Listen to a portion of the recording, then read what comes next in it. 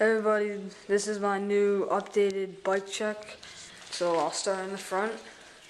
ODI bar ends, ODI super soft grips, BSD giraffic bars, animal jump off remix stem with animal integrated headset, S&M pitchforks, and Alex rim Subra triple wall rim, and Shadow overtaker tire.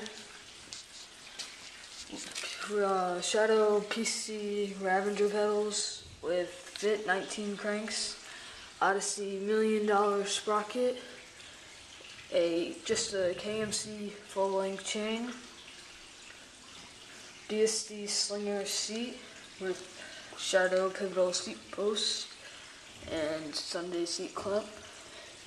And for the back wheel, have a BSD backsteet hub with a Odyssey Hazzard lite and a United tire, United swerve, and also a BSD Jersey barrier hubgard with Shadow little ones pegs, and of course Sunday third wave frame.